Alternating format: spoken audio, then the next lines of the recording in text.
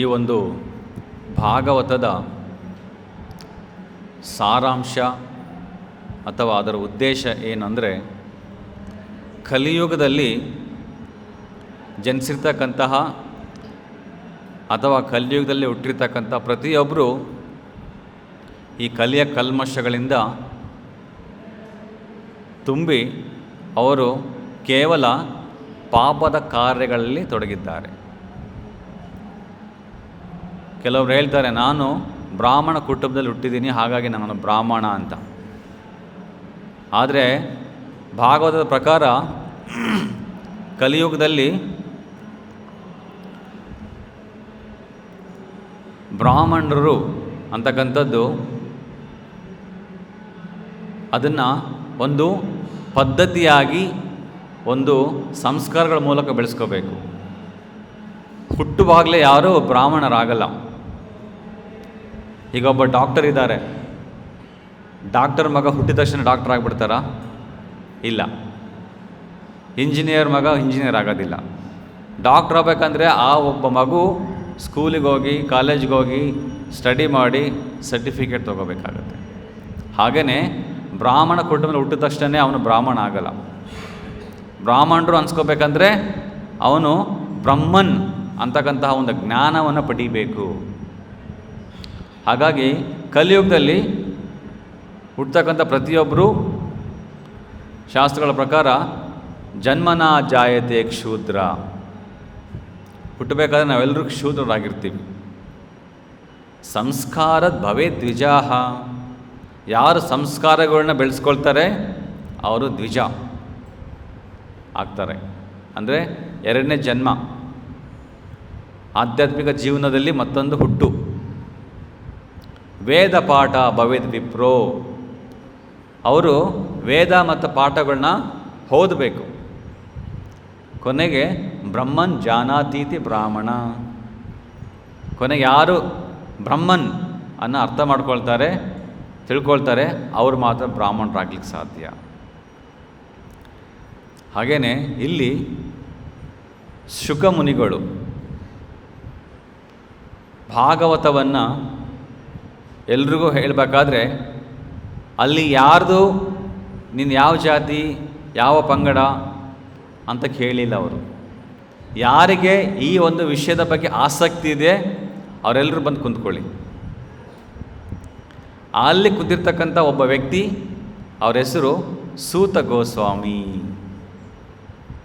ಸೂತ ಗೋಸ್ವಾಮಿ ಬ್ರಾಹ್ಮಣರಲ್ಲ, ಅವರು ಹುಟ್ಟು ಬ್ರಾಹ್ಮಣರಲ್ಲ, ಅವರು ಮಿಶ್ರ ಜಾತಿಯಲ್ಲಿ ಜನಿಸಿರ್ತಕ್ಕಂಥವ್ರು.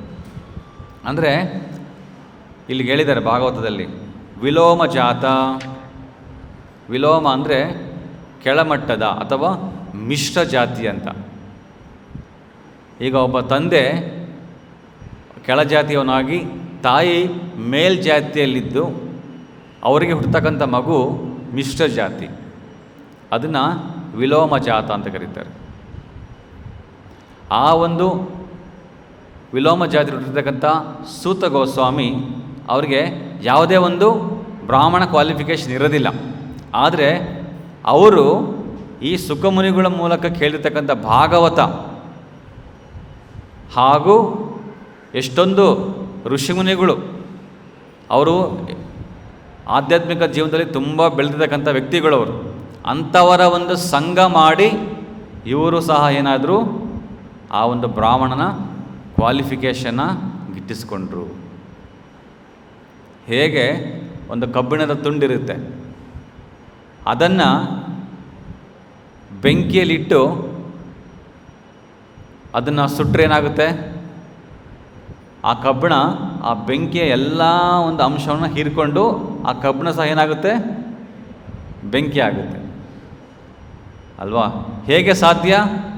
ಅದು ಆ ಒಂದು ಬೆಂಕಿ ಒಳಗಡೆ ಹೋಗಿ ಅಲ್ಲಿ ಸೇರಿಕೊಂಡು ಅಲ್ಲಿ ಅದ್ರ ಜೊತೆಗೆ ಇದ್ದ ಮೇಲೆ ಆ ಒಂದು ಗುಣಗಳನ್ನ ಪಡ್ಕೊಳ್ತು. ಹಾಗೆಯೇ ಯಾರು ನಾವು ಒಂದು ಬ್ರಾಹ್ಮಣನ ಗುಣಗಳನ್ನ ಬೆಳೆಸ್ಕೋಬೇಕು, ಒಬ್ಬ ವೈಷ್ಣವನ ಗುಣ ಬೆಳೆಸ್ಕೋಬೇಕು ಅಂತಂದರೆ ಅದಕ್ಕೆ ಯಾವುದೇ ಪೂರ್ವ ಕ್ವಾಲಿಫಿಕೇಷನ್ ಬೇಕಾಗಿಲ್ಲ. ಅದಕ್ಕೆ ಬೇಕಾಗಿರೋದು ಕೇವಲ ಒಂದೇ ಒಂದು ಏನು, ಅದನ್ನು ಅಳವಡಿಸ್ತಕ್ಕಂಥ ಗುಣ ಮತ್ತು ನಮಗೆ ಆ ಒಂದು ಮನೋಭಾವ ಇದೆಯಾ ಅಂತ. ಹಾಗಾಗಿ ಇಸ್ಕಾನ್ ಬಂದರೆ ಯಾರೂ ನಿಮಗೆ ಕೇಳಲ್ಲ ನೀವು ಯಾವ ಜಾತಿಯಿಂದ ಬರ್ತಾ ಇದ್ದೀರಾ, ನಿಮಗೆ ಭಗವಂತನ ನೋಡಬೇಕಾ, ಭಗವಂತನ ಬಗ್ಗೆ ಆರಾಧನೆ ಮಾಡಬೇಕಾ, ಭಗವಂತನ ಕೀರ್ತನೆಗಳನ್ನು ನೀವು ಹಾಡಬೇಕಾ, ಭಗವಂತನ ಬಗ್ಗೆ ಕೇಳಬೇಕಾ, ಆ ಒಂದು ಆಸಕ್ತಿ ಇದೆಯಾ? ಹಾಗಾದರೆ ಬನ್ನಿ. ಯಾರಿಗೆ ಈ ಒಂದು ಆಸಕ್ತಿ ಇದೆಯೋ ಅವರೇ ನಿಜವಾದ ಬ್ರಾಹ್ಮಣರು. ಬ್ರಾಹ್ಮಣ ಅಂತಕ್ಕಂಥದ್ದು ಬ್ರಹ್ಮನ್ ಅಂದರೆ ಭಗವಂತ, ಅವನ ಮೇಲೆ ಇಚ್ಛೆ ಬೆಳೆಸ್ಕೊಳ್ಳೋದು, ಅವನ ಬಗ್ಗೆ ಕುರಿತು ತಿಳ್ಕೊಳ್ಳೋದು, ಅವನ ಬಗ್ಗೆ ಕುರಿತು ಗುಣಗಾನ ಮಾಡೋದು, ಅವರೇ ನಿಜವಾದ ಬ್ರಾಹ್ಮಣ. ಹಳೆ ಕಾಲದಲ್ಲಿ ತುಂಬ ಜಾತಿ ಮತ್ತು ಯಾರಾದರೂ ಒಬ್ಬ ಕೀಳು ಜಾತಿಯವನು ಮನೆಗೆ ಬಂದರೆ ಅವನು ಒಳಗಡೆ ಸೇರಿಸ್ಕೊಳ್ತಾ ಇರಲಿಲ್ಲ, ಹೊರಗಡೆಯಿಂದನೇ ಮಾತಾಡ್ಸೋದು. ಒಳಗಡೆ ಬಂದುಬಿಟ್ರೆ ಎಲ್ಲಿ ನಮ್ಮ ಮನೆ ಕಲುಷಿತ ಆಗೋಗ್ಬಿಡುತ್ತೆ ಅಂತ. ಯಾರಾದ್ರೊಬ್ಬ ಕೀಳು ಜಾತಿಯ ಹೆಂಗಸು ಒಂದು ಬಾವಿಗೆ ಹೋಗಿ ನೀರು ತೊಗೊಂಬರಕ್ಕೆ ಹೋದರೆ ಅಲ್ಲಿ ಬೇರೆ ಮೇಲ್ಜಾತಿಯ ಯಾವುದಾದ್ರೂ ಒಬ್ಬ ಹೆಂಗಸು ಬಂದಿದ್ರೆ ಆ ಬಾವಿಲಿ ನೀರು ತಗೊಳ್ಳೋದೇ ಇಲ್ಲ ಅಮ್ಮ. ಇದೆಲ್ಲ ನಮ್ಮ ಒಂದು ಕಲಿಯುಗದ ಕಲ್ಮಶಗಳ ಒಂದು ಪ್ರಭಾವ. ಭಗವದ್ಗೀತೆಯಲ್ಲಾಗಲಿ ಭಾಗವತದಲ್ಲಾಗಲಿ ಎಲ್ಲೂ ನಿಮಗೂ ಇದರ ಬಗ್ಗೆ ಜಾತಿ ಪದ್ಧತಿ ಬಗ್ಗೆ ಹೇಳೇ ಇಲ್ಲ. ಕೃಷ್ಣ ಭಗವದ್ಗೀತೆಯಲ್ಲಿ ಹೇಳಿದ್ದಾರೆ, ಕೇವಲ 4 ಜಾತಿನ ಮಾತ್ರ ನಾನು ಸೃಷ್ಟಿ ಮಾಡಿದ್ದೀನಿ. ಚಾತುರ್ವರ್ಣ್ಯಮಯ ಸೃಷ್ಟಂ ಗುಣಕರ್ಮ ವಿಭಾಗಶಃ. ಚಾತುರ್ವರ್ಣಮಯ ಸಿಸ್ಟಮ್, 4 ಗುಣಗಳು, 4 ಜಾತಿಗಳನ್ನು ಸೃಷ್ಟಿ ಮಾಡಿದ್ದೀನಿ. ಯಾವುದು? ಬ್ರಾಹ್ಮಣ, ಕ್ಷತ್ರಿಯ, ವೈಶ್ಯ, ಶೂದ್ರ. ಯಾವುದ್ರ ಮೇಲೆ? ಗುಣ ಕರ್ಮ ವಿಭಾಗಶಃ. ನೀವು ಮಾಡ್ತಕ್ಕಂತಹ ಕರ್ಮ ಎಂಥದ್ದಿದೆ ಅದು ತಕ್ಕಂಗೆ ನೀವು ಆ ಒಂದು ಜಾತಿಗೆ ಸೇರಿಕೊಳ್ತೀರ. ಯಾರೋ ಒಬ್ಬರು ಬ್ರಾಹ್ಮಣ ಕುಟುಂಬದಲ್ಲಿ ಹುಟ್ಟಿದ್ದೀನಿ ಅಂತ ಹೇಳ್ಬಿಟ್ಟು ಅವರು ಎಲ್ಲೋ ಮಾಂಸ ಸೇವಿಸ್ತಾ ಇದ್ದರೆ ಬ್ರಾಹ್ಮಣರಾಗ್ತಾರಾ? ಇಲ್ಲ. ಅಂಥವ್ರಿಗೆ ಏನಂತಾರೆ? ಬ್ರಹ್ಮಬಂಧು ಅಂತ ಕರೀತಾರೆ. ಅಂದರೆ ಬ್ರಾಹ್ಮಣ ಕುಟುಂಬದಲ್ಲಿ ಹುಟ್ಟಿದೆಯಾ, ಆದರೆ ನಿನಗೆ ಬ್ರಾಹ್ಮಣ ಗುಣಗಳಿಲ್ಲ, ಅಂಥವರಿಗೆ ಬ್ರಹ್ಮಬಂಧು ಅಂತ ಕರೀತಾರೆ. ಕೆಲವೊಬ್ಬರು ಬ್ರಾಹ್ಮಣ ಕುಟುಂಬದಲ್ಲಿ ಹುಟ್ಟದೇ ಇರ್ಬೋದು, ಆದರೆ ಅವರಿಗೆ ಎಲ್ಲ ಬ್ರಾಹ್ಮಣ ಗುಣಗಳು ಇರುತ್ತೆ. ಅವನಿಗೆ ಜಪ ಮಾಡಬೇಕಂದ್ರೆ ತುಂಬ ಆಸೆ, ದೇವಸ್ಥಾನಕ್ಕೆ ಹೋಗ್ಬೇಕಂದ್ರೆ ತುಂಬ ಆಸೆ, ಭಗವಂತ ನಾಮ ಸಂಕೀರ್ತನೆ ಮಾಡ್ಬೇಕಂದ್ರೆ ತುಂಬ ಆಸೆ, ಭಗವಂತನ ಪ್ರಸಾದ ಸೇವನೆ ಮಾಡ್ಬೇಕಂದ್ರೆ ತುಂಬ ಆಸೆ. ಅವರು ಬ್ರಾಹ್ಮಣ ಕುಟುಂಬ ಹುಟ್ಟದೇ ಇದ್ದರೂ ಸಹ ಅವರು ಬ್ರಾಹ್ಮಣನ ಗುಣಗಳನ್ನು ಹೊಂದಿರತಕ್ಕಂಥವ್ರು. ಅದನ್ನೇ ಈ ಶಾಸ್ತ್ರದಲ್ಲಿ ಹೇಳ್ತಾ ಇರ್ತಕ್ಕಂಥದ್ದು. ಸೂತ ಮುನಿಗಳಿಗೆ ಯಾವುದೇ ಒಂದು ಹುಟ್ಟು ಕ್ವಾಲಿಫಿಕೇಷನ್ ಇರಲಿಲ್ಲ. ಆದರೆ ಅವರು ಸುಖದೇವ ಗೋಸ್ವಾಮಿಗಳ ಮೂಲಕ ಅವರ ಒಂದು ಸಂಘ ಮಾಡಿ ಅವರು ಎಲ್ಲ ಒಂದು ಗುಣಗಳನ್ನ ಬೆಳೆಸ್ಕೊಂಡ್ರು. ಸುಖಮುನಿಗಳ ಒಂದೇ ಒಂದು ಕ್ವಾಲಿಫಿಕೇಷನ್ ಏನು?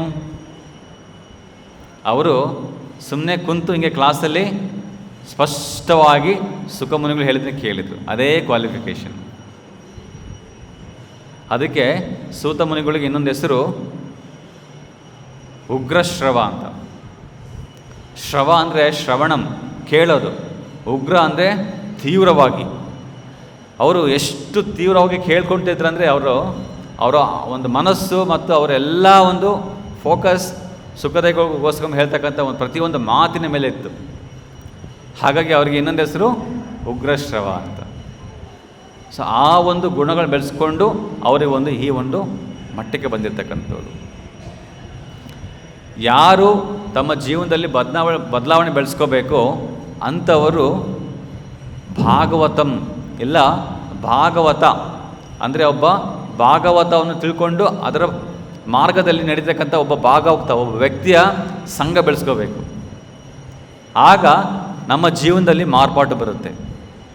ಯಾವುದೇ ಒಂದು ಜಾತಿ ಪದ್ಧತಿ ಏನು ಬೇಕಾಗಿಲ್ಲ. ಅದಕ್ಕೆ ಒಂದು ನಾರದ ಮುನಿಗಳೇ ತಮ್ಮ ಜೀವನದ ಒಂದು ಘಟನೆಯನ್ನು ಹೇಳ್ತಾರೆ. ಅವರು ಹಿಂದಿನ ಜನ್ಮದಲ್ಲಿ ಒಬ್ಬ ದಾಸಿ ಪುತ್ರ, ದಾಸಿ ಅಂದರೆ ಎಲ್ಲೋ ಯಾರೋ ಮನೇಲಿ ಹೋಗ್ಬಿಟ್ಟು ಕೆಲಸ ಮಾಡಿ ದುಡ್ಕೊಂಡು ಬಂದು ಮನೆಯನ್ನು ಸಾಗಿಸ್ಬೇಕು. ಅಂಥವ್ರಿಗೆ ಒಬ್ಬ ಮಗ ಆಗಿರ್ತಾನೆ. ಆ ಮಗ ಮತ್ತು ಆ ತಾಯಿ ಇಬ್ಬರೇ ಇರ್ತಾರೆ, ತಂದೆ ಇರೋದಿಲ್ಲ. ಆದರೆ ಆ ಒಬ್ಬ ತಾಯಿ ಯಾರೇ ಒಬ್ಬ ಸಾಧು ಆಗಲಿ, ಯೋಗಿಗಳಾಗಲಿ, ಋಷಿಮುನಿಗಳಾಗಲಿ ಯಾರಾದರೂ ಬಂದರೆ ಮನೆಗೆ ಅವರಿಗೆ ತುಂಬ ಭಕ್ತಿಯಿಂದ ಸೇವೆ ಮಾಡ್ತಾಯಿದ್ರು. ಹೀಗೆ ಒಂದು ಬಾರಿ ಚಾತುರ್ಮಾಸ್ಯ ಸಮಯ, 4 ತಿಂಗಳು ಮಳೆ ಸುರಿತಕ್ಕಂಥ ಸಮಯದಲ್ಲಿ 4 ಭಕ್ತಿ ವೇದಾಂತಿಗಳು, ಅವರು ಸನ್ಯಾಸಿಗಳು ಒಂದು ಜಾಗದಲ್ಲಿ ಇರೋದಿಲ್ಲ, ಅವರು ಒಂದು ಸ್ಥಳದಿಂದ ಇನ್ನೊಂದು ಸ್ಥಳಕ್ಕೆ ಪಲಾಯನ ಮಾಡ್ತಾ ಇರ್ತಾರೆ.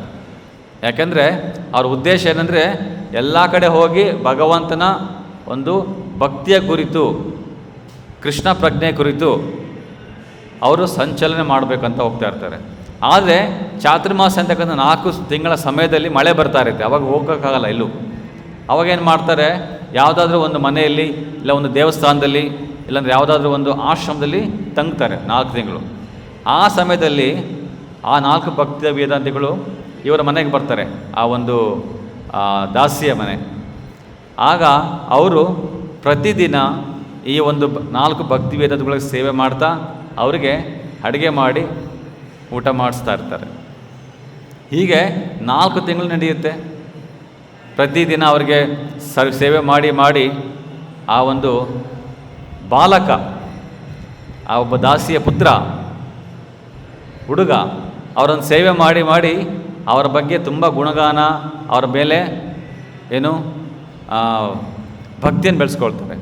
ಕೊನೆಗೆ ಒಂದಿನ ಅವರು ಊಟ ಮಾಡಿಬಿಟ್ಟಿರ್ತಕ್ಕಂಥ ಒಂದು ಅನ್ನವನ್ನು ಈ ಒಬ್ಬ ಬಾಲಕ ಅವರ ಒಂದು ಅಪ್ಪಣಿಗೆ ಮೇಲೆ ಪರ್ಮಿಷನ್ ತೊಗೊಂಡು ನಾನು ತಿನ್ಬೋದಾ ಅದು ಮಿಕ್ಕಿರ್ತಕ್ಕಂಥ ನಿಮ್ಮ ಆಹಾರ ಅಂತ ಕೇಳ್ತಾರೆ. ಅವ್ರು ಹೇಳ್ತಾರೆ ಆಯ್ತು ತಗೋಬೋದು ಅಂತೇಳಿ. ಬರೇ ಅವ್ರು ಬಿಟ್ಟಿರ್ತಕ್ಕಂಥ ಒಂದು ಎಂಜಿಲು, ಯಾರು ಭಕ್ತಿ ವೇದಾಂತಿಗಳು, ಅದನ್ನು ತಿಂದಂಥ ಆ ಬಾಲಕ ಅವನಿಗೆ ತನ್ನ ಒಂದು ಆತ್ಮ ಸಾಕ್ಷಾತ್ಕಾರ ಬೆಳೆಸ್ಕೊಳ್ತಾನೆ. ಅಂದರೆ ಅಷ್ಟು ಸೇವೆಯ ಪ್ರಭಾವ. ಅದೇ ಅದನ್ನು ನಾವು ಯಾರು ತಿಂದುಬಿಟ್ಟಿರೋ ಅನ್ನೋದು ಇಂಪಾರ್ಟೆಂಟು. ಯಾರು ತಿಂದುಬಿಟ್ಟಿರೋ ತಗೊಳ್ಕೋಬಾರ್ದು. ಕೆಲವೊಬ್ಬರು ನಾವು ತುಂಬ ಫ್ರೆಂಡ್ಸ್ ಅಂತ ಅಂದ್ಬಿಟ್ಟು ಒಂದೇ ತಟ್ಟೆಯಲ್ಲಿ 3 ಜನ ಕೂತು ತಿಂತಾ ಇರ್ತಾರೆ. ಹಂಗೆ ತಿಂದರೆ ಅವ್ನು ಮಾಡಿರೋ ಕರ್ಮ ನನಗೆ, ನನ್ನ ಕರ್ಮ ಅವನಿಗೆ, ಅವನ ಕರ್ಮ ಇವನಿಗೆ, ಹಿಂಗೆ ಎಕ್ಸ್ಚೇಂಜ್ ಆಗ್ತಾ ಇರ್ತದೆ, ಪರ್ಮುಟೇಷನ್ ಕಾಂಬಿನೇಷನ್. ಆ ಥರ ಯಾವತ್ತು ಮಾಡಲೇಬಾರ್ದು. ಇನ್ನೊಬ್ಬರು ಎಂಜಲ್ ತಿಂದರೆ ಅವರ ಕರ್ಮ ನಮಗೆ ಬಂದುಬಿಡುತ್ತೆ. ಅದಕ್ಕೆ ದೂರ ಇರಬೇಕು. ಫ್ರೆಂಡ್ಶಿಪ್ ಅವೆಲ್ಲ ಸ್ವಲ್ಪ ದೂರ ಇಟ್ಕೋಬೇಕು. ಆ ಥರ ಫ್ರೆಂಡ್ಶಿಪ್ಪೆಲ್ಲ ಬೆಳೆಸ್ಕೋಬೇಕಾಗಿರೋದು. ನಿಜವಾದ ಫ್ರೆಂಡ್ ಯಾರು? ಸುಹೃದಂ ಸರ್ವಭೂತಾನಾಂ. ಕೃಷ್ಣ ಹೇಳ್ತಾನೆ, ನಾನೇ ನಿಜವಾದ ಫ್ರೆಂಡ್ ನಿಮಗೆ. ಹಾಗಾಗಿ ಕೇವಲ ಭಗವಂತ ತಿಂದು ಕೊಟ್ಟಿರ್ತಕ್ಕಂತಹ, ತಿಂದು ಬಿಟ್ಟಿರ್ತಕ್ಕಂಥದ್ದನ್ನು ತಗೋಬೇಕು. ಅದನ್ನೇನಂತೀವಿ ನಾವು? ಪ್ರಸಾದ. ಭಗವಂತ ತಿನ್ನೋಕ್ಕಿಂತ ಮುಂಚೆ ಅದು ಭೋಗ, ಭಗವಂತ ತಿಂದ ಮೇಲೆ ಅದು ತ್ಯಾಗ. ಅದನ್ನು ನಾವು ಸೇವಿಸಿದರೆ ನಮಗೇನಾಗುತ್ತೆ? ಭಗವಂತನ ಗುಣಗಳು ಬಂದ್ಬಿಡುತ್ತೆ. ಹೇಗೆ ಕುಷ್ಠರೋಗ ಬಂದಿರತಕ್ಕಂಥ ವ್ಯಕ್ತಿ ಅಥವಾ ಟ್ಯೂಬರ್ಕ್ಯುಲಾಸಿಸ್ ಬಂದಿರತಕ್ಕಂಥ ವ್ಯಕ್ತಿ ತಿಂದು ನಿಮಗೆ ಏನಾದರೂ ಮಿಕ್ಕಿದ್ದನ್ನು ಕೊಟ್ಟು ನಿಮಗೆ ನೀನು ತಿನ್ನಪ್ಪ ಅಂತಂದರೆ ಅದನ್ನು ತಿಂದರೆ ನಮಗೆ ಬಂದುಬಿಡುತ್ತೆ ರೋಗ. ಹಾಗಾಗಿ ಅದು ಯಾರು ತಿನ್ನೋಕ್ಕೋಗಲ್ಲ. ಇನ್ನೊಬ್ಬರು ಎಂಜಲ್ ತಿಂದರೆ ನಮಗೆ ಅವರ ಗುಣಗಳು ಬರುತ್ತೆ, ಅವರ ಕಾಯಿಲೆಗಳು ಕೂಡ ಬಂದ್ಬಿಡುತ್ತೆ. ಆದರೆ ಅದೇ ಭಗವಂತ ಬಿಟ್ಟು ಕೊಟ್ಟಿರ್ತಕ್ಕಂಥದ್ದನ್ನು ತಿಂದರೆ ನಮಗೆ ಭಗವಂತನ ಭಕ್ತಿ ಬೆಳೆಯುತ್ತೆ.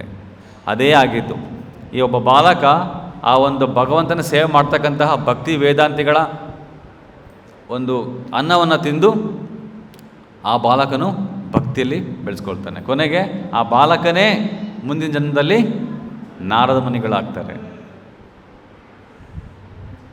ನೋಡಿ, ಸ್ವಲ್ಪ ಭಕ್ತರ ಸಂಘ ಮಾಡೋದ್ರಿಂದ ಎಷ್ಟು ಲಾಭ ಇದೆ. ಅದಕ್ಕೆ ಶಾಸ್ತ್ರದಲ್ಲಿ ಹೇಳ್ತಾರೆ, ಚೈತನ್ಯ ಮಹಾಪ್ರಭುಗಳು ಹೇಳ್ತಾರೆ, ಸಾಧು ಸಂಘ ಸರ್ವಶಾಸ್ತ್ರ ಕಹ ಲವ ಮಾತ್ರ ಸಾಧು ಸಂಘ ಸರ್ವಸಿದ್ಧಿ ಹಯ. ಎಲ್ಲ ಶಾಸ್ತ್ರಗಳು ಹೇಳೋದೇನೆಂದರೆ ಸಾಧುಗಳನ್ನ ಹುಡುಕಿ ಅವರ ಸಂಘ ಮಾಡಿ ಅವರ ಸಂಘದಲ್ಲೇ ಇರಿ. ಅವರ ಸಂಘ ಎಷ್ಟು ಪವರ್ಫುಲ್ ಅಂತಂದರೆ ಕೇವಲ ನಿಮಿಷಗಳು ಮಾತ್ರ, ಕೇವಲ ಸೆಕೆಂಡ್ಸ್ ನೀವು ಅವ್ರ ಜೊತೆಗಿದ್ದು ಸಾಕು, ನಮಗೆ ಎಲ್ಲ ಥರದ ಸಿದ್ಧಿ ಬೆಳೆಯುತ್ತೆ. ಇಲ್ಲಿ ಸುಖಮುನಿಗಳು ಹೇಳ್ತಾರೆ, ಸೂತಮುನಿಗಳು, ನಾನು ಹುಟ್ಟಬೇಕಾದ್ರೆ ನನಗೆ ಯಾವ ಗುಣಗಳು ಇರಲಿಲ್ಲ, ಆದರೆ ನಾನು ಸುಖಮುನಿಗಳು ಹೇಳ್ತಕ್ಕಂಥ ಭಾಗವತವನ್ನು ಹೋಗಿ ಯಾವುದೇ ಒಂದು ಕಲ್ಮಶವಿಲ್ಲದೆ ಕೇಳಿ ನನಗಿವತ್ತು ಆ ಒಂದು ಕ್ವಾಲಿಫಿಕೇಷನ್ ಬಂದಿದೆ. ಈಗ ಆ ನೈಮಿಷಾರಣ್ಯ ಅಂತಕ್ಕಂಥ ಒಂದು ಕಾಡಲ್ಲಿರ್ತಕ್ಕಂಥ ಎಲ್ಲ ಋಷಿಮುನಿಗಳು ಅಲ್ಲಿ ಸೇರಿಕೊಂಡು ಸೂತಮುನಿಗಳನ್ನ ಒಂದು ಸ್ಥಾನದಲ್ಲಿ ಕೂರಿಸಿ, ನೀವು ಹೇಳಿ ನಮಗೆ ಭಾಗವತದ ಕುರಿತು ಅಂತ ಹೇಳ್ತಾ ಇದ್ದಾರೆ. ನೋಡಿ, ಇದು ನಾವು ತಿಳ್ಕೊಬೇಕಿರ್ತಕ್ಕಂಥ ತುಂಬ ಮುಖ್ಯವಾದ ಒಂದು ಅಂಶ. ಇವತ್ತು ನಮ್ಮ ಸಮಾಜದಲ್ಲಿ ಎಷ್ಟೊಂದು ಜನ ಬರೀ ಜಾತಿ ಪದ್ಧತಿಗಳು ಅನುಸರಿಸ್ಕೊಂಡು ಬ್ರಾಹ್ಮಣರಾಗೆ ಕ್ಷೂದ್ರರಾಗೆ ಉಳಿತಾ ಇದ್ದಾರೆ. ಆದರೆ ಇಲ್ಲಿ ಬ್ರಾಹ್ಮಣರು ಆಗಲಿಕ್ಕೆ ಆಪ್ಷನ್ ಇದೆ. ನೀವು ಬ್ರಾಹ್ಮಣರಾಗಬೇಕು ಕ್ಷೂದ್ರರಾಗಬೇಕು ಅಂತಕ್ಕಂಥದ್ದು ನಿಮ್ಮ ಕೈಯಲ್ಲಿರೋದು. ನಾನು ಬ್ರಾಹ್ಮಣ ಕುಟುಂಬದಲ್ಲಿ ಹುಟ್ಟಲಿಲ್ಲ, ಇನ್ನೇನು ಈ ಜನ್ಮ ಮುಗೀತು, ನಾನು ಹಿಂಗೇನೆ ಕ್ಷುದ್ರನಾಗಿ ಇರಬೇಕಾ ಅಂತಕ್ಕಂಥದ್ದು ತೆಗೆದಾಕ್ಬಿಡಿ. ಯಾಕಂದರೆ ಶಾಸ್ತ್ರ ಹೇಳಿದ ಪ್ರಕಾರ ನೀನು ಮಾಡ್ತಕ್ಕಂಥ ಕರ್ಮ ಮತ್ತು ನೀನು ಇರ್ತಕ್ಕಂಥ ಗುಣ, ಇದರ ಮೇಲೆ ನೀನು ಯಾವ ಜಾತಿ ಸೇರ್ಕೊಳ್ತೀಯ ಅಂತ ಹೇಳ್ತಾರೆ. ಹಾಗಾಗಿ ಯಾರು ಈ ಒಂದು ಭಗವಂತನ ಭಕ್ತಿನ ಬೆಳೆಸ್ಕೋಬೇಕು, ಅವರಿಗೆ ಶಾಸ್ತ್ರಗಳ ಪ್ರಕಾರ ಭಕ್ತರ ಸಂಘದಲ್ಲಿ ಇರಬೇಕು. ಪ್ರಹ್ಲಾದ್ ಮಹಾರಾಜ್ ಹೇಳ್ತಾರೆ, ಕೆಲವೊಬ್ಬರು ತುಂಬ ಎಲ್ಲ ಬ್ರಾಹ್ಮಣ ಗುಣ ಇರುತ್ತೆ ಅಂದ್ಕೊಳ್ಳಿ, ಬಟ್ ಅವರಿಗೆ ಭಗವಂತನ ಭಕ್ತಿ ಇಲ್ಲ ಅಂದರೆ ಅವ್ರು ಏನೇ ಗುಣಗಳು ಬೆಳೆಸ್ಕೊಳ್ಳಿ ಅದು ಉಪಯೋಗಕ್ಕಿಲ್ಲ. ಪ್ರಹ್ಲಾದ್ ಮಹಾರಾಜ್ ಹೇಳ್ತಾರೆ, ವಿಪ್ರ ದ್ವಿಷಡ್ ಗುಣಯುತಾದರವಿಂದನಾಭ ಪಾದಾರವಿಂದ ವಿಮುಖಾನ್ ಸ್ವಪಚನ್ ವರಿಷ್ಠಂ. ವಿಪ್ರಾದ್ ಅಂದರೆ ಬ್ರಾಹ್ಮಣ, ದ್ವಿಷಡ್ 12 ಗುಣಗಳನ್ನು ಬೆಳೆಸ್ಕೊಂಡಿರ್ತಕ್ಕಂಥ ಬ್ರಾಹ್ಮಣ. ಆದರೆ ಆ ಬ್ರಾಹ್ಮಣನಿಗೆ ಅರವಿಂದ ನಾಭ ಕೃಷ್ಣ ಅವನ ಮೇಲೆ ಭಕ್ತಿನೇ ಇಲ್ಲ. ಸುಮ್ಮನೆ ಏನೋ ಶಾಸ್ತ್ರಗಳು ಓದಿದ್ದಾನೆ, ಮಂತ್ರಗಳನ್ನ ಪಠನ ಮಾಡ್ತಾನೆ, ಯಜ್ಞ ಹವನಗಳು ಮಾಡ್ತಾನೆ. ಆದರೆ ಇದರೆಲ್ಲದರ ಮೂಲ ಉದ್ದೇಶ ಏನು? ಭಗವದ್ ಭಕ್ತಿ, ಭಗವಂತನ ಭಕ್ತಿ ಬೆಳೆಸ್ಕೋಬೇಕು, ಅದೇ ಮೂಲ ಉದ್ದೇಶ. ಭಗವದ್ಭಕ್ತಿಹೀನಸ್ಯ ಜಾತಿಶಾಸ್ತ್ರ ಜಪಸ್ತಪಃ ಅಪ್ರಾಣಸ್ಯೈವ ದೇಹಸ್ಯ ಮಂಡನಂ ಲೋಕರಂಜನಂ. ಭಗವದ್ಭಕ್ತಿ ಇಲ್ಲ ಅಂದರೆ ನೀವು ಪಡ್ಕೊಂಡಿರ್ತಕ್ಕಂಥ ನಿಮ್ಮ ಗುಣಗಳು ಏನೇ ಆಗಿರ್ಬೋದು, ಕ್ವಾಲಿಫಿಕೇಷನು, ಸರ್ಟಿಫಿಕೇಟ್ಸು, ಇದೆಲ್ಲ ಶವಕ್ಕೆ ಅಲಂಕಾರ ಮಾಡ್ದಂಗೆ.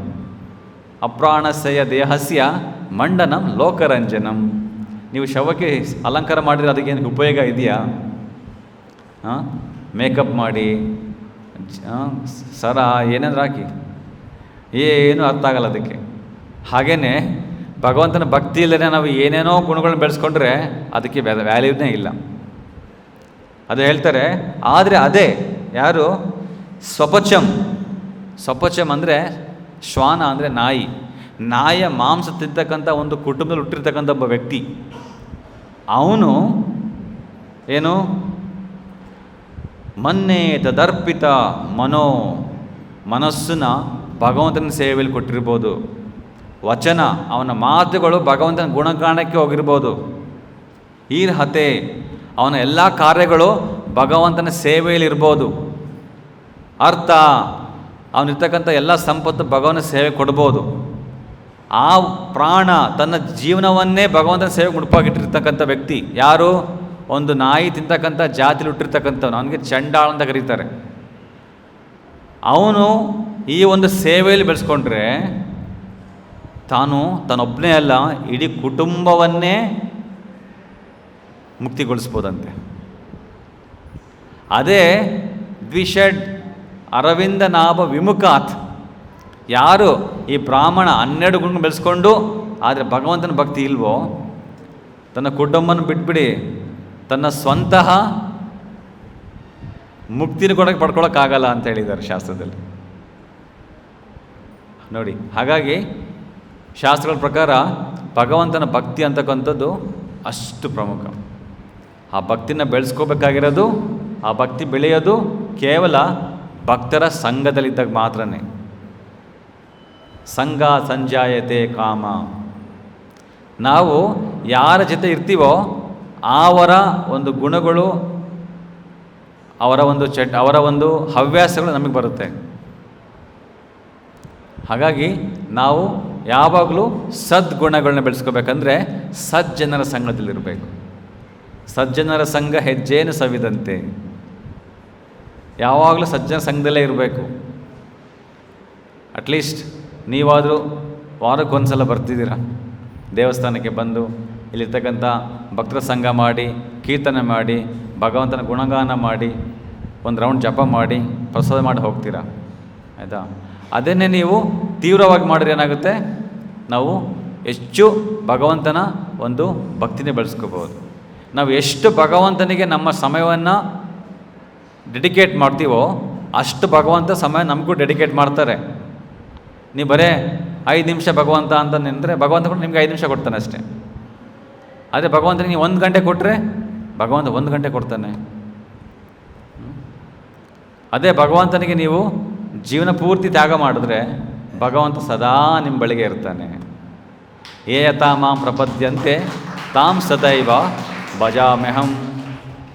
ಯಾರು ಎಷ್ಟರ ಮಟ್ಟಿಗೆ ಭಕ್ತಿ ಮಾಡ್ತಾರೋ ಅಷ್ಟರ ಮಟ್ಟಿಗೆ ನಾನು ಅವರಿಗೆ ನೋಡ್ಕೊಳ್ತೀನಿ ಅಲ್ವಾ? ಕೆಲವರೆಲ್ಲ ತುಂಬ ಸಾಫ್ಟ್ವೇರ್ ಇಂಜಿನಿಯರ್ಸ್ ಇದ್ದಾರೆ, ಅವರು ಎಷ್ಟೊಂದು ದುಡ್ಡು ಮಾಡ್ತಾರೆ, ತಿಂಗಳಿಗೆ 1 ಲಕ್ಷ 2 ಲಕ್ಷ 5 ಲಕ್ಷ ಸಂಬಳ ಬರ್ತಾ ಇರುತ್ತೆ. ಆದರೆ ಅವ್ರಿಗೆ ಜೀವನದಲ್ಲಿ ಏನೋ ಒಂದು ಕೊರತೆ, ನೆಮ್ಮದಿ ಇಲ್ಲ. ಹೀಗೆ ಒಬ್ಬರು ಬಂದು ಒಬ್ಬ ಸಾಫ್ಟ್ವೇರ್ ಇಂಜಿನಿಯರ್ ಕುಂತ್ಕೊಂಡು ಅಳ್ತಾ ಇದ್ದ ನಮ್ಮ ಮುಂದೆ. ಯಾಕಪ್ಪ ಏನಾಯಿತು, ಸ್ಯಾಲ್ರಿ ಕಡಿಮೆ ಆಯಿತಾ? ಇಲ್ಲ ಪ್ರಭುಗಳೇ, ಸ್ಯಾಲ್ರಿ ಏನು ಕಡಿಮೆನಿಲ್ಲ, ತುಂಬಾ ಇದೆ, ನನಗೆ ತಿಂಗಳಿಗೆ 2 ಲಕ್ಷ ಬರುತ್ತೆ. ಮತ್ತು ಯಾಕೆ ಅಳ್ತಾ ಇದೆಯಾ? ಇಲ್ಲ, ಜೀವನದಲ್ಲಿ ಏನೋ ಒಂದು ಮಿಸ್ ಆಗಿಬಿಟ್ಟಿದೆ, ಏನೋ ಕಳ್ಕೊಂಬಿಟ್ಟಿದ್ದೀನಿ, ಏನೋ ಗೊತ್ತಾಗ್ತಿಲ್ಲ ನನಗೆ. ಪ್ರಭುಗಳೇ, ನಿಮಗೆ ಸಂಬಳ ಬರುತ್ತೆ ಅಂತ. ನಮಗೆ ಇಲ್ಲಿ ಸಂಬಳ ಕೊಡ್ತಾರಪ್ಪ, ನಾವಿಲ್ಲಿ ಬಂದಿರೋ ಸೇವೆ ಮಾಡೋದಕ್ಕೆ 0 ಸಂಬಳ ನಂದು. ಮತ್ತು 0 ಸಂಬಳ ಇಟ್ಕೊಂಡು ನೀವು ಇಷ್ಟು ಖುಷಿಯಾಗಿದ್ದಲ್ಲಿ ಏನು ಕಾರಣ ಅಂತ ಕೇಳಿ. ನೋಡಪ್ಪ, ನೀನು ಸಾಫ್ಟ್ವೇರ್ ಇಂಜಿನಿಯರು, ಯಾವುದು ಇನ್ಫೋಸಿಸ್ ಸಾಫ್ಟ್ವೇರ್ ಕಂಪ್ನಿಗೆ ಕೆಲಸ ಮಾಡ್ತಾ ಇದೆಯಾ? ಅಲ್ಲಿ ಇನ್ಫೋಸಿಸ್ನ ಸರ್ವೋಚ್ಚ ಆದರೆ ಆಡಳಿತಗಾರ ಯಾರು? ನಾರಾಯಣ ಮೂರ್ತಿಗೋಸ್ಕರ ನೀನು ಕೆಲಸ ಮಾಡ್ತಾ ಇದೆಯಾ? ಅವರೇನು ಮಾಡ್ತಾರೆ, ನೀನು ಕೊಟ್ಟಿರ್ತಕ್ಕಂಥ ಸಮಯ, ಪಟ್ಟಿರ್ತಕ್ಕಂಥ ಶ್ರಮಕ್ಕೆ ತಿಂಗಳಿಗೆ ಇಷ್ಟಂತ ದುಡ್ಡು ಕೊಡ್ತಾರೆ, ಸಂಬಳ ಕೊಡ್ತಾರೆ. ಆದರೆ ಅವರು ನಿಮ್ಗೆ ಕೇಳೋಕೆ ಹೋಗಲ್ಲ, ಹೆಂಗೆ ಖರ್ಚು ಮಾಡ್ತೀನಿ ನೀನು, ಕೊಡು ಅಕೌಂಟ್ ಅಂತ. ಇದು ನಿನ್ನ ಸಂಬಳ, ನೀನು ಹೆಂಗಾರು ಮಾಡ್ಕೊ, ನೀನು ಮಾಡಿರೋ ಕೆಲಸಕ್ಕೆ ನಾನು ಕೊಡ್ತೀನಿ ಅಷ್ಟೇ. ನೀನಲ್ಲಿ ನಾರಾಯಣ ಮೂರ್ತಿ ಕೆಲಸ ಮಾಡಿ ಸಂಬಳ ಪಡ್ಕೊಂಡೆ, ನಾನಿಲ್ಲಿ ಸಾಕ್ಷಾತ್ ನಾರಾಯಣ ಕೆಲಸ ಮಾಡ್ತಾಯಿದ್ದೀನಿ. ನಮಗೆ ಭಗವಂತ ಸಂಬಳ ಕೊಡೋದಿಲ್ಲ, ಆದರೆ ಸಂಬಳ ದುಡ್ಡಿನಿಂದ ಕೊಂಡ್ಕೊಳ್ತಕ್ಕಾಗ್ತಕ್ಕಂಥ ಕೆಲವೊಂದನ್ನು ನಮಗೆ ಕೊಡ್ತಾನೆ. ಏನು? ಸುಖ, ಶಾಂತಿ, ನೆಮ್ಮದಿ, ಅದು ಕೊಡ್ತಾನೆ. ಅದೇ ನೀವು ಯಾವುದೋ ಮಾರ್ಕೆಟ್ಗೆ ಹೋಗ್ಬಿಟ್ಟು ನನಗೆ ಒಂದು kg ಸಂತೋಷ ಕೊಡ್ರಿ ಅಂತ ಕೊಡ್ತಾರೇನ್ರಿ? 1 ಲಕ್ಷ ರೂಪಾಯಿ ಕೊಡ್ತೀನಿ ಬೇಕಾದರೆ, ಎಲ್ಲೂ ಸಿಗೋದಿಲ್ಲ. ಅದನ್ನು ಭಗವಂತನ ನಮಗೆ ಆಶೀರ್ವಾದ ಮಾಡಬೇಕು, ಆವಾಗ ಮಾತ್ರ ಸಿಗುತ್ತೆ. ಅದನ್ನು ಪಡ್ಕೋಬೇಕಂತಂದರೆ ಫಸ್ಟ್ ನಮ್ಮ ಕರ್ಮಗಳನ್ನ ನಾವು ಕಳ್ಕೋಬೇಕು. ಕಳ್ಕೋಬೇಕಂತಂದರೆ ನಮಗೆ ಭಗವಂತನ ನಾಮ ಮತ್ತು ಭಗವಂತನ ಸೇವೆನ ಮಾಡಬೇಕು. ಆವಾಗ ಮಾತ್ರ ನಮ್ಮೆಲ್ಲ ಕರ್ಮಗಳು ಕಳೆದೋಗ್ತವೆ. ಆಗ ನಮಗೆ ಜೀವನದಲ್ಲಿ ನಿಜವಾದ ಒಂದು ಸಂತೋಷ ಉದ್ಭವ ಆಗುತ್ತೆ. ಸುಮ್ಮನೆ ಭಗವಂತನ ಮರೆತುಬಿಟ್ಟು ನಾನು ಸಂತೋಷವಾಗಿದ್ದೀನಿ, ಐಷಾರಾಮಿ ಜೀವನ ಮಾಡ್ತಾಯಿದ್ದೀನಿ, ಯಾವುದೋ ಒಂದು ಇಂಪೋರ್ಟೆಡ್ ಕಾರಲ್ಲಿ ಓಡಾಡ್ತಾ ಇದ್ದೀನಿ, ಒಂದು ಬಂಗ್ಲೆಯಲ್ಲಿ ಅಂದ್ಕೊಂಡ್ರೆ ಅದು ಕೇವಲ ಇಲ್ಯೂಷನ್. ಅದ್ರಲ್ಲಿ ನಿಜವಾದ ಸಂತೋಷ ಇಲ್ಲವೇ ಇಲ್ಲ.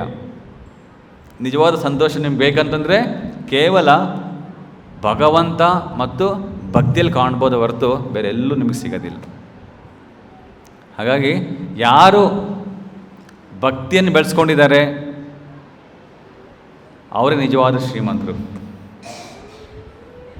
ಯಾವುದೋ ದುಡ್ಡು ಹಿಡ್ಕೊಂಡು ತಿಂಗಳಿಗೆ ಸಂಬಳ ಬರ್ತಾ ಇದೆ, ಇಷ್ಟಿದೆ ನನ್ನ ಅಕೌಂಟಲ್ಲಿ, ಇಷ್ಟು ಆಸ್ತಿ ಇದೆ, ಅವರು ತುಂಬ ತುಂಬ ಬಡವರು ಭಗವಂತನ ದೃಷ್ಟಿಯಲ್ಲಿ. ಅದೇ ಭಕ್ತರ ದೃಷ್ಟಿಯಲ್ಲಿ ಯಾರು ಭಕ್ತಿಯಲ್ಲಿ ಬೆಳೀತಾ ಇದ್ದಾರೆ ಅವರು ಶ್ರೀಮಂತರು. ಹಾಗಾಗಿ ಅದು ಎಲ್ಲರ ಕೈಯಲ್ಲಿದೆ. ನೀನು ಎಷ್ಟು ಭಕ್ತಿ ಮಾಡ್ತೀಯ ಅನ್ನೋದು ನಿನ್ನ ಕೈಯಲ್ಲೇ ಇರೋದು. ಪ್ರಭುಗಳಿಗೆ ನಿಮಗೆ ಮಾತ್ರ 30 ಗಂಟೆ, ನಮಗೆ ಯಾಕೆ 24 ಗಂಟೆ? ನಮಗೆ 24 ಗಂಟೆನೇ ಇರೋದು. ಆದರೆ ಆ 24 ಗಂಟೆಯನ್ನು ಹೇಗೆ ನೀವು ಜೀವನದಲ್ಲಿ ಯಾವುದಕ್ಕೋಸ್ಕರ ಉಪಯೋಗಿಸ್ಕೊಳ್ತಾರೆ ಅನ್ನೋದು ಇಂಪಾರ್ಟೆಂಟು. ದಿನ ಬೆಳಗ್ಗೆ ನೀವು ಎದ್ದೇಳೋದು ನಿಮ್ಮ ಕೈಲಿದೆ, ಮಲ್ಕೊಳ್ಳೋದು ನಿಮ್ಮ ಕೈಲಿದೆ. ನಿಮ್ಗೆ ಯಾರು ಹೇಳಿದ್ದು ನೈಟ್ 1 ಗಂಟೆ ತನಕ IPL ಮ್ಯಾಚ್ ನೋಡ್ಬೇಕಂತ? ನೀವು ಡಿಸೈಡ್ ಮಾಡ್ಕೊಂಡಿರೋದು. 1 ಗಂಟೆ ಮಲ್ಕೊಳ್ಳಿ ಕ್ರಿಕೆಟ್ ನೋಡ್ಕೊಂಡು, ನೈಟ್ ಪೂರ್ತಿ ಕನಸಲ್ಲಿ ಬರೀ ಕ್ರಿಕೆಟ್ ಬಾಲು ಬ್ಯಾಟ್ಗಳು ಕಾಣಿಸ್ತಾ ಇರ್ತವೆ. ಆಮೇಲೆ ಲೇಟಾಗಿ ಮಲ್ಕೊಂಡು ಬೆಳಗ್ಗೆ ಎದ್ದೇಳೋದು ಎಷ್ಟು ಗಂಟೆಗೆ? 8 ಗಂಟೆಗೆ, 10 ಗಂಟೆಗೆ.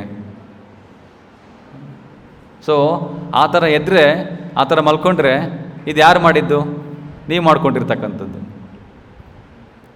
ಯಾರು ಸೂರ್ಯ ಹುಟ್ಟೋಕ್ಕಿಂತ ಮುಂಚೆ ಎದ್ದೇಳ್ತಾರೋ ಅವರು ಆರೋಗ್ಯ ಸಮೃದ್ಧಿ ಪಡೀತಾರಂತೆ.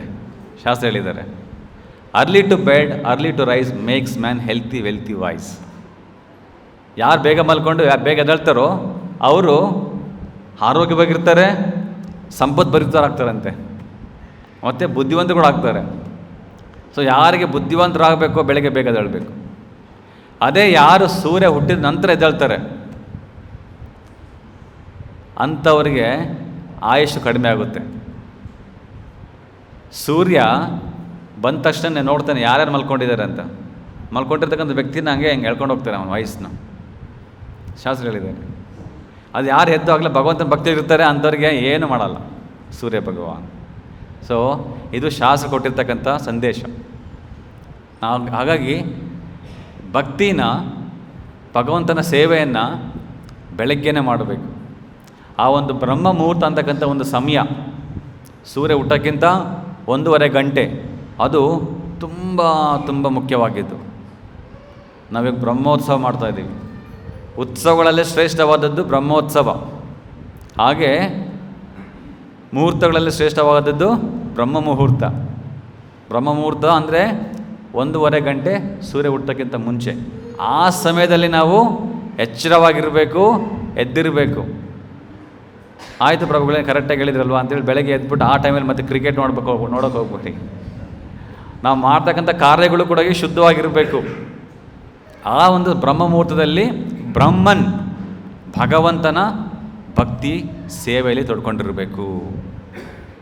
ಕಲಿಯುಗದಲ್ಲಿ ನಮಗೆ ಒಂದೇ ಒಂದು ಸುಲಭವಾದಂಥ ಮಾರ್ಗ ಕೊಟ್ಟಿರ್ತಕ್ಕಂಥದ್ದು ಏನಂದರೆ, ಆ ಒಂದು ಸಮಯದಲ್ಲಿ ಯಾರು ಕೈಯಲ್ಲಿ ಜಪಮಣಿನ ಹಿಡ್ಕೊಂಡು ಭಗವಂತ ನಾಮಸ್ಮರಣೆ ಮಾಡ್ತಾ ಇರ್ತಾರೆ ಅವನೇ ನಿಜವಾಗ್ಲೂ ಸಮಯವನ್ನು ಸದುಪಯೋಗಪಡಿಸ್ಕೊಳ್ತಾ ಇರ್ತಾರೆ.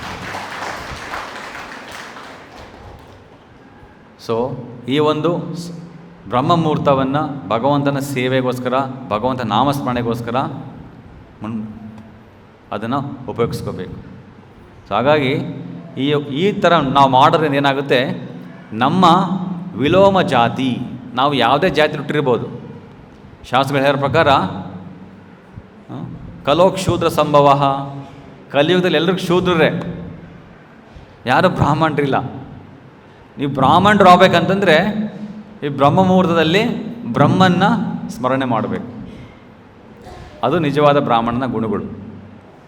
ಸೊ ಹಾಗಾಗಿ ಯಾರು ಈ ಒಂದು ಗುಣಗಳು ಬೆಳೆಸ್ಕೊಳ್ತಾರೆ ಅವರು ಭಕ್ತಿಯ ಮಾರ್ಗದಲ್ಲಿ ಉನ್ನತ ಮಾರ್ಗಕ್ಕೆ ಹೋಗ್ತಾರೆ. ಇಲ್ಲ ಅಂದರೆ ಅವರು ಎಲ್ಲೇ ಹುಟ್ಟಿರಲಿ ಅವರು ಶೂದ್ರರಾಗಿಯೇ ಮತ್ತೆ ಜನ್ಮ ಪಡ್ಕೊಳ್ತಾರೆ. ಮತ್ತು ಅದೇ ಒಂದು ಜೀವನದ ಒಂದು ಹವ್ಯಾಸಗಳನ್ನು ಬೆಳೆಸ್ಕೊಂಡು ಅದೇ ಒಂದು ಮಾರ್ಗದಲ್ಲಿ ಪತನಕ್ಕೀಡಾಗ್ತಾರೆ. ಇನ್ನೊಂದು ಶ್ಲೋಕ ಹೇಳಿದ್ದಾರೆ ಇಲ್ಲಿ, ಪ್ರಭುಪಾದ ಬರೀತಾರೆ, ಹರಿದಾಸ್ ಠಾಕೂರ್ ಅವರು ಹುಟ್ಟಿದ್ದು ಮುಸ್ಲಿಂ ಕುಟುಂಬದಲ್ಲಿ. ಆ ಒಂದು ಕುಟುಂಬದಲ್ಲಿ ಹುಟ್ಟಿ ಕೆಳಜಾತಿ ಆದರೂ ಕೂಡ ಅವರು ಸದಾ ಭಗವಂತನ ನಾಮಸ್ಮರಣೆ ಮಾಡಿ ಮಾಡಿ ಮಾಡಿ ಭಗವಂತನ ಭಕ್ತಿಯನ್ನು ಬೆಳೆಸ್ಕೊಂಡು ಅವರು ಈ ಒಂದು ಏನು ಸಮಾಜದ ಪದ್ಧತಿಗಳಿದ್ದಾವೆ ಅದನ್ನೆಲ್ಲ ಮೀರಿ ಒಬ್ಬ ಭಗವಂತನ ಭಕ್ತರಾಗಿ ಭಕ್ತಿ ಮಾಡ್ತಾಯಿದ್ರು. ಅವ್ರನ್ನ ಚೈತನ್ಯ ಮಹಾಪ್ರಭುಗಳು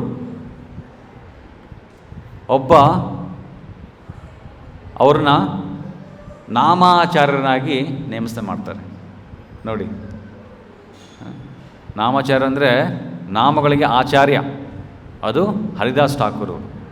ಹುಟ್ಟಿದಲ್ಲಿ ಮುಸ್ಲಿಮರ ಕುಟುಂಬದಲ್ಲಿ, ಆದರೆ ದಿನಕ್ಕೆ 22 ಗಂಟೆ ಸದಾ ಭಗವಂತ ನಾಮಸ್ಮರಣೆ ಮಾಡ್ತಾ ಇರ್ತಕ್ಕಂಥವ್ರು. ಇದನ್ನು ನೋಡಿ ಒಬ್ಬ ಮುಸ್ಲಿಂ ನಾಯಕನಿಗೆ ಅಸೂಯೆ ಆಯಿತು. ಹುಟ್ಟಿದ್ದು ನಮ್ಮ ಜಾತಿಯಲ್ಲಿ ಮಾಡ್ತಾ ಇರೋದು ಭಗವಂತನ ಭಕ್ತಿ, ಸನಾತನ ಧರ್ಮ ಫಾಲೋ ಮಾಡ್ತಾಯಿದ್ದಾನೆ ಅಂತೇಳಿ ಅವನಿಗೆ ವಾರ್ನಿಂಗ್ ಕೊಡ್ತಾರೆ. ನೀನು ಜಪ ಮಾಡೋದು ಬಿಡಬೇಕು, ಚಾಂಟಿಂಗ್ ಮಾಡೋಂಗಿಲ್ಲ, ನಿನ್ನ ನೋಡಿ ಇನ್ನೊಬ್ರು ಕಲ್ತ್ಕೊಂಡ್ರೆ ಆಮೇಲೆ ನಮ್ಮ ಮುಸ್ಲಿಂ ಪಂಗಡನೇ ಇರೋದಿಲ್ಲ. ಆದರೆ ಹರಿದಾಸ್ ಠಾಕೂರು, ನಾನು ಮಾಡ್ತಾ ಇರೋದು ಭಗವಂತ ನಾಮಸ್ಮರಣೆ, ನನಗೆ ಅದನ್ನು ನಿಲ್ಲಿಸ್ಲಿಕ್ಕೆ ಆಗೋದಿಲ್ಲ ಅಂತ ಹೇಳ್ತಾರೆ. ಆಗ ಆ ಒಬ್ಬ ಮುಸ್ಲಿಂ ನಾಯಕ ಆರ್ಡ್ರ್ ಮಾಡ್ತಾರೆ, ಏನು, ಈ ಹರಿದಾಸ್ ಠಾಕೂರ್ನ ಎಳ್ಕೊಂಡು ಹೋಗಿ ಮಾರ್ಕೆಟಲ್ಲಿ ಇದು ತಗೊಂಡು ಚಾಟಿ ತಗೊಂಡು ಹೊಡೀರಿ ಅಂತ ಕರ್ಕೊಂಡು ಹೋಗ್ತಾರೆ. ಅಲ್ಲಿ ಮಾರ್ಕೆಟಲ್ಲಿ ಸೇರಿಸ್ಕೊಂಡು ಎಲ್ಲರೂ ಮುಂದೆ ಜೋರಾಗಿ ಬಾರಿಸ್ತಾರೆ ಅವರಿಗೆ. ಆಮೇಲೆ ಅಲ್ಲಿಂದ ಇನ್ನೊಂದು ಮಾರ್ಕೆಟ್ಗೆ ಕರ್ಕೊಂಡು ಹೋಗ್ತಾರೆ. ಅಲ್ಲೂ ಕೂಡ ಎಲ್ಲ ಜನ ಸೇರ್ಕೊಳ್ತಾರೆ. ಹೇಳ್ತಾರೆ, ಯಾರು ಈ ಥರ ಹರೇ ಕೃಷ್ಣ ಮತ್ತು ಜಪ ಮಾಡ್ತಾರೆ ಅವರಿಗೆ ಇದೇ ಶಿಕ್ಷೆ ಅಂತೇಳಿ ಅವ್ರು ಮತ್ತೆ ಹೊಡಿತಾರೆ. ಅವರಿಗೆ ಇನ್ನೊಂದು ಕಡೆ ಕರ್ಕೊಂಡು ಹೋಗ್ತಾರೆ. ಹೀಗೆ 22 ಮಾರ್ಕೆಟ್ ಜಾಗಕ್ಕೆ ಕರ್ಕೊಂಡೋಗಿ ಹರಿದಾಸ್ ಠಾಕೂರ್ ಹೊಡಿತಾರೆ. ಅಷ್ಟೆಲ್ಲ ಆದರೂ ಸಹ ಹರಿದಾಸ್ ಠಾಕೂರ್ ಜಪ ಮಾಡೋದು ಮಾತ್ರ ಬಿಡೋದಿಲ್ಲ. ಅದನ್ನು ಹೊಡಿರ್ತಕ್ಕಂಥ ಆ ವ್ಯಕ್ತಿಗಳು ಮುಸ್ಲಿಮರು, ಅವರಿಗೆ ಆಶ್ಚರ್ಯ ಆಗೋಗುತ್ತೆ, ಏನಿದು ಇಷ್ಟೆಲ್ಲ ಹೊಡಿತಾ ಇದ್ದೀವಿ, ಏನು ಆಗ್ತಾನೆ ಇಲ್ವಲ್ಲ. ಕೊನೆಗೆ ಅವರೇ ಬಾಯಲ್ಲಿ ಹರೇ ಕೃಷ್ಣ ಮಂತ್ರ ಬರೋಕ್ಕೆ ಶುರು ಆಗೋಗ್ಬಿಡುತ್ತೆ. ಇದು ನಾಮದ ಪ್ರಭಾವ. ಕೃಷ್ಣ ನಾಮಸ್ಮರಣೆ ಮಾಡಿದ್ರೆ ಎಲ್ಲೋ ಕೃಷ್ಣ ಎಲ್ಲೋ ಇದೆ, ನಾನೇನೋ ಸ್ಮರಣೆ ಮಾಡ್ತೀನಿ ಅಂತ ಅಂದ್ಕೊಳ್ಕೋಬೇಡಿ. ಕೃಷ್ಣ ನೀವು ನಾಮಸ್ಮರಣೆ ಮಾಡ್ತಿದ್ದಂಗೆ ಕೃಷ್ಣ ನಿಮ್ಮ ನಾಲ್ಗೆ ಮೇಲೆ ಪ್ರಕಟವಾಗ್ತಾನೆ. ಹೇಳ್ತಾನೆ ಕೃಷ್ಣ, ಅಭಿನ್ನತ್ವಂ ನಾಮನಾಮಿನೋ ಪೂರ್ಣಶುದ್ಧೋ ನಿತ್ಯ ಮುಕ್ತೋ ಅಭಿನ್ನತ್ವಂ ನಾಮನಾಮಿನೋ. ಭಗವಂತನ ನಾಮಸ್ಮರಣೆ ಹಾಗೂ ಭಗವಂತ ವ್ಯಕ್ತಿ ಇಬ್ಬರಲ್ಲೂ ವ್ಯತ್ಯಾಸ ಇಲ್ಲ. ಈಗ ಯಾರೋ ನೀವು ನಿಮ್ಗೆ ಮುಟ್ಟಿದ್ರೆ ನಿಮ್ಗೆ ಗೊತ್ತಾಗುತ್ತೆ, ಓ ಸೋ ಅಂಡ್ ಸೋ. ಅದೇನೇ ಕೃಷ್ಣ ನಾಮಸ್ಮರಣೆ ಮಾಡಿದ್ರೆ ಕೃಷ್ಣನೇ ಮುಟ್ಟಿದಷ್ಟೇ ನಿಮಗೆ ಫಲ ಸಿಗುತ್ತೆ. ಕೃಷ್ಣನ ಬಗ್ಗೆ, ಕೃಷ್ಣನ ಜೊತೆಗೆ ಸಂಭಾಷಣೆ ಮಾಡಿದಷ್ಟೇ ಫಲ ಸಿಗುತ್ತೆ. ಯಾವಾಗ? ನಾಮಸ್ಮರಣೆ ಮಾಡಿದಾಗ. ಇದು ನಮ್ಮ ಈ ಒಂದು ಭಾಗವತದಲ್ಲಿ ಕೊಟ್ಟಿರ್ತಕ್ಕಂತಹ ಈ ಸಾರಾಂಶ. ಹಾಗಾಗಿ ಯಾರು ಈ ಒಂದು ಭಕ್ತಿಯ ಮಾರ್ಗವನ್ನು ಸ್ವೀಕರಿಸ್ತಾರೆ ಅವರು ಭಗವಂತನ ಒಂದು ಕೃಪೆಗೆ, ಭಗವಂತನ ಒಂದು ಭಕ್ತಿಗೆ, ಭಗವಂತನ ಒಂದು ಪ್ರೀತಿಗೆ ಪಾತ್ರರಾಗ್ತಾರೆ.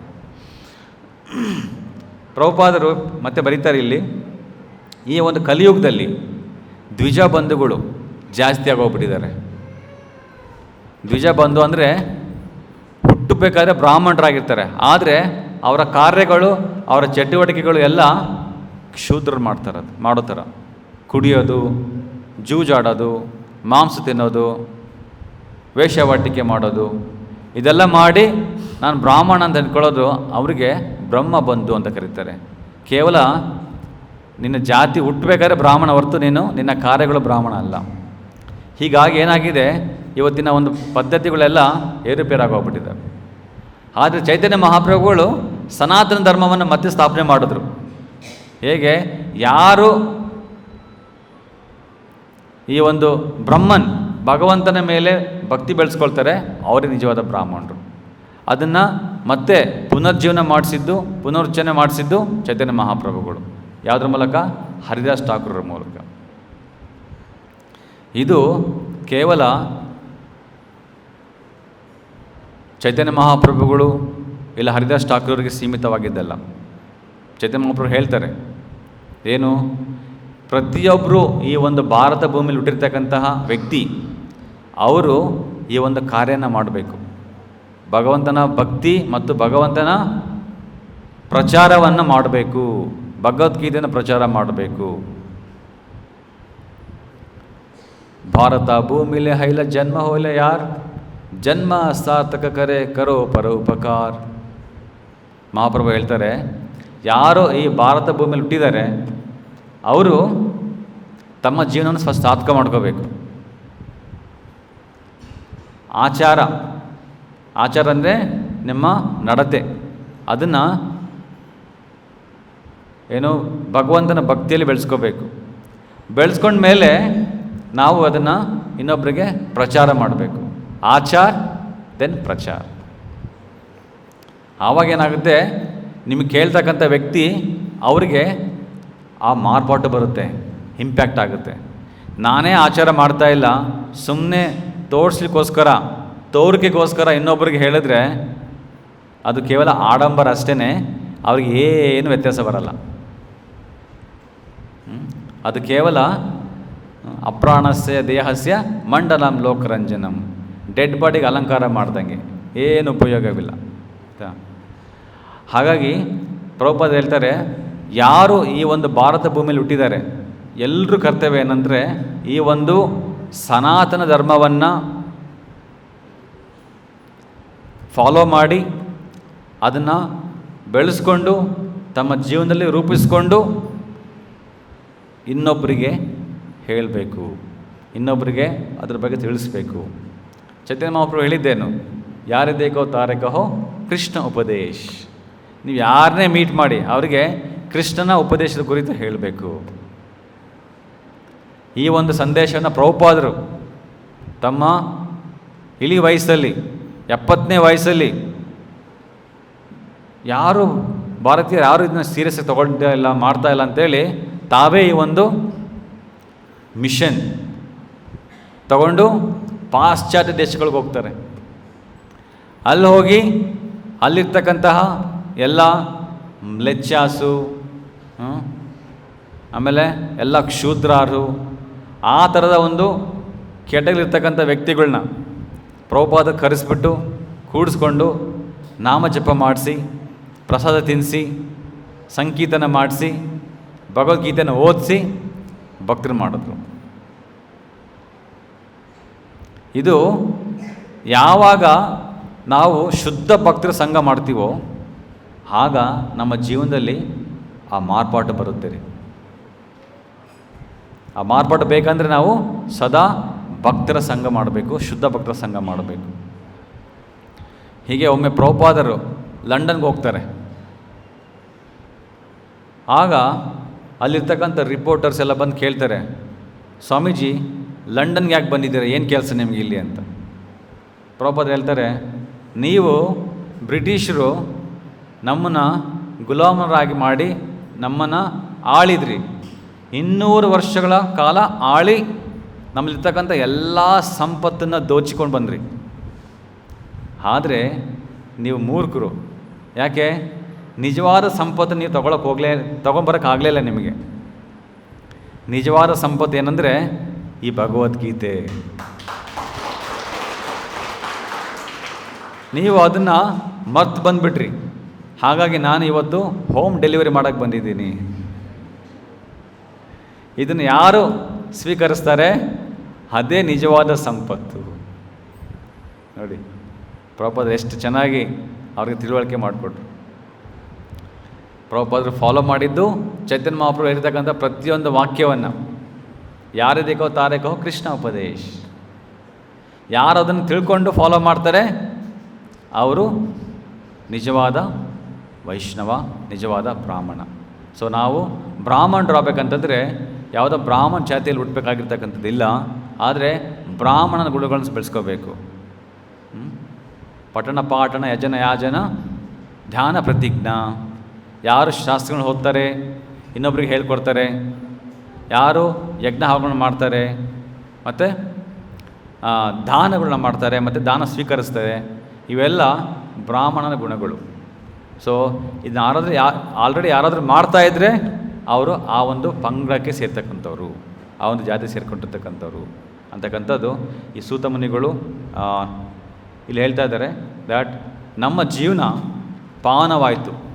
ಯಾಕೆಂದರೆ ನಾವು ಭಕ್ತಿಯಲ್ಲಿ ಬೆಳೆದಿರ್ತಕ್ಕಂತಹ ಮಹತ್ತಮ ಅಂಥವರ ಸಂಘ ಮಾಡಿ, ಅಂಥವರ ಒಂದು ಸೇವೆ ಮಾಡಿ, ಅಂಥವರ ಒಂದು ಹೇಳಿರ್ತಕ್ಕಂಥ ಕೆಲವೊಂದು ಗುಣಗಳನ್ನ, ಹೇಳ್ತಕ್ಕಂಥ ಕೆಲವು ವಾಕ್ಯಗಳನ್ನ, ಮಾತುಗಳನ್ನ ನಾವು ಫಾಲೋ ಮಾಡಿದ್ದಕ್ಕೆ ನಮ್ಮ ಜೀವನದಲ್ಲಿ ಕೂಡ ಮಾರ್ಪಾಟು ಬಂತು ಅಂತ ಹೇಳ್ತಾರೆ. ಸೊ ಹಾಗಾಗಿ ಭಕ್ತಿ ಅಂತಕ್ಕಂಥದ್ದು ಇದು ಎಲ್ರಿಗೂ ಓಪನ್ ಇನ್ವಿಟೇಷನ್. ನಾವು ಹೇಗೆ ಹಾಸ್ಪಿಟ್ಲಿಗೆ ಹೋದರೆ ರೋಗಕ್ಕೆ ಮದ್ದು ಹುಡ್ಕೊಂಡು ಹೋದರೆ ನಾವು ಡಾಕ್ಟ್ರನ್ನ ಯಾವ ಜಾತಿ ನೀವು ಅಂತ ಕೇಳೋದಿಲ್ಲ. ಡಾಕ್ಟ್ರೇ ಈ ಥರ ರೋಗ ಇದೆ, ನನಗೆ ಮದ್ದು ಬರ್ಕೊಡ್ತೀರಾ ಅಲ್ವಾ? ಡಾಕ್ಟ್ರು ಬರ್ಕೊಡ್ತಾರೆ, ಯಾಕೆಂದರೆ ಡಾಕ್ಟ್ರಿಗೆಲ್ಲ ಗೊತ್ತಿರುತ್ತೆ.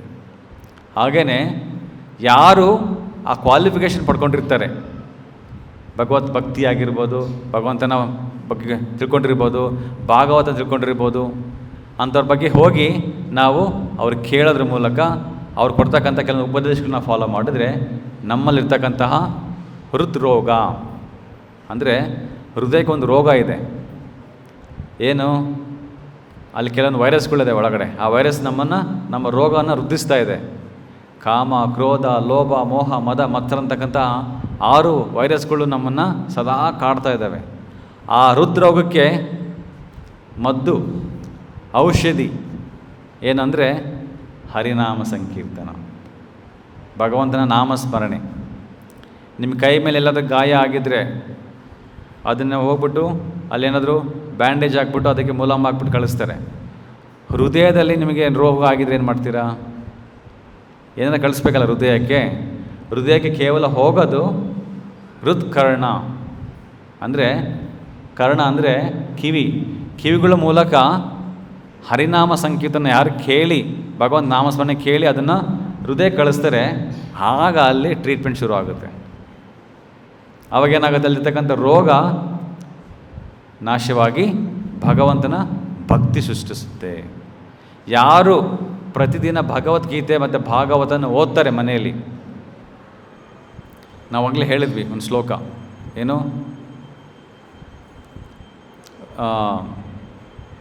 ನಷ್ಟಪ್ರಾಯ ಶಭದ್ರೇಶು ನಿತ್ಯಂ ಭಾಗವತ ಸೇವಯ. ದಿನ ಯಾರು ಭಾಗವತವನ್ನು ಓದ್ತಾರೆ, ಇಲ್ಲ ಭಾಗವತ ಪುರುಷ ಅವರ ಸೇವೆ ಮಾಡ್ತಾರೆ, ಅಂಥವ್ರಿಗೆ ನಮ್ಮ ಹೃದಯದಲ್ಲಿ ಎಷ್ಟೇ ದುಃಖ ಇರ್ಬೋದು, ಎಷ್ಟೇ ಕಷ್ಟ ಇರ್ಬೋದು, ಎಷ್ಟೇ ಕರ್ಮಗಳ ಒಂದು ನೋವು ಇರ್ಬೋದು, ಅದೆಲ್ಲ ನಾಶವಾಗಿ ಹೋಗುತ್ತೆ. ಸೊ ಹೃದ್ರೋಗವನ್ನು ನಿವಾರಣೆ ಮಾಡ್ಕೋಬೇಕಂತಂದರೆ ಇರ್ತಕ್ಕಂಥ ಒಂದೇ ಒಂದು ಮಾರ್ಗ ಭಾಗವತ ಶ್ರವಣ, ಭಗವದ್ಗೀತೆಯ ಸ್ಮರಣ ಹಾಗೂ ಭಗವಂತನ ನಾಮ ಸಂಕೀರ್ತನ. ಇದನ್ಯಾರು ಮಾಡ್ತಾರೆ ಅವರು ಖಂಡಿತವಾಗಲೂ ಈ ಒಂದು ವಿಲೋಮ ಜಾತಿ, ಈ ಒಂದು ಕೀಳು ಜಾತಿ, ಈ ಒಂದು ಕ್ಷೂದ್ರ ಜಾತಿಯಿಂದ ಮೇಲೆ ಬಂದು ಬ್ರಾಹ್ಮಣನಾಗಿ ಇಲ್ಲ ಒಬ್ಬ ವೈಷ್ಣವನಾಗಿ ಜೀವನ ಮಾಡಿ ಕೊನೆಗೆ ಭಗವಂತ ನಾಮಸ್ಮರಣೆ ಮಾಡ್ತಾನೆ, ಭಗವಂತನ ನೆನೆಸ್ಕೊಂಡು ಭಗವಂತನ ಒಂದು ಕೊಟ್ಟಿರ್ತಕ್ಕಂಥ ಕೆಲವೊಂದು ವಾಕ್ಯಗಳನ್ನ ಫಾಲೋ ಮಾಡ್ತಾ ಭಗವಂತನ ಸ್ಮರಣೆ ಮಾಡ್ತಾ ದೇಹ ಬಿಡ್ತಾರೆ, ಅವರು ಭಗವಂತನ ಬಳಿಗೆ ಮರಳಿ ಹೋಗ್ತಾರೆ. ಇದು ಭಗವದ್ಗೀತೆ ಕೃಷ್ಣಲ್ಲಿ ಹೇಳ್ತಕ್ಕಂಥ ಮಾತುಗಳು. ಸೊ ಇಲ್ಲಿ ನಿಲ್ಲಿಸೋಣ. ಶ್ರೀಮದ್ ಭಾಗವತಂ ಕೀ, ವಿಶ್ವಗುರು ಶಿಲ ಪ್ರಭುಪಾದ ಕೀ, ಗೌರ ಪ್ರೇಮಾನಂದೇ.